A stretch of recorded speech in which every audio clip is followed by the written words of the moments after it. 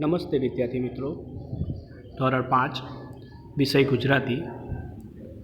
વિદ્યાર્થી મિત્રો, આજે આપણે જાતિ વિશે ભણીશું.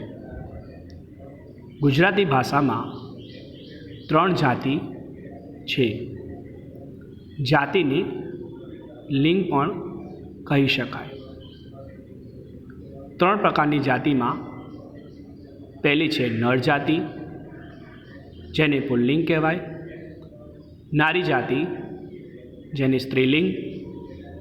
નાન્યતર એટલે કે નપુંસકલિંગ. તો આપણે પહેલી જાતિ નર જાતિ એટલે કે પુલ્લિંગ.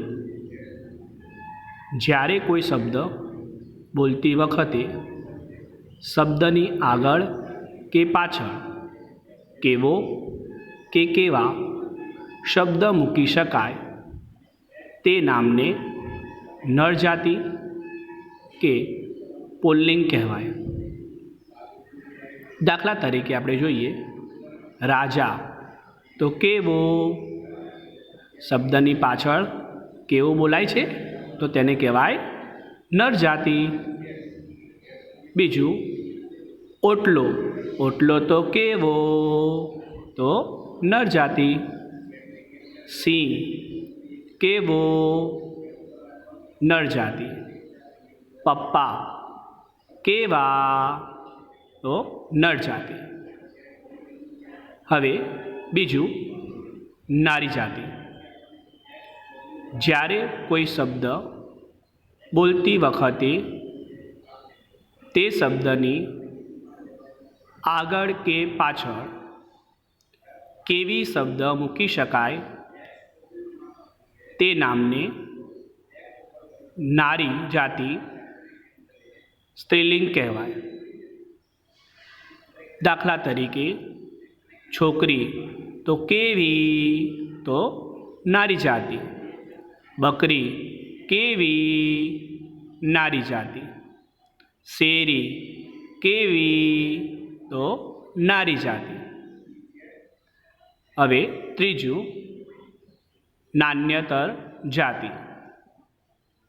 જ્યારે કોઈ શબ્દ બોલતી વખતે તે શબ્દની પાછળ કે આગળ કેવું શબ્દ મૂકી શકાય તે નામને નાન્યતર જાતિ નપુંસકલિંગ કહેવાય.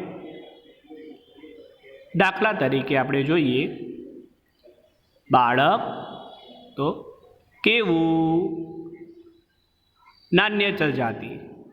દૂધ, તો કેવું તો શું આવશે નાન્યતર જાતિ. માટલું, કેવું તો નાન્યતર જાતિ.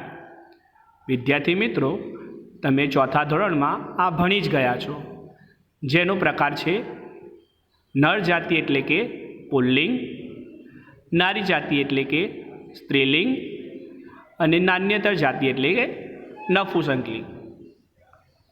તો વિદ્યાર્થી મિત્રો, લેસનમાં તમને આ લખવાનું રહેશે અને સાથે આને વાંચી પણ લેવું. ધન્યવાદ.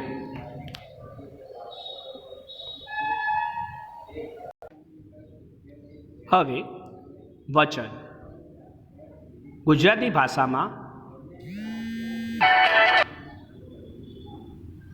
વચનના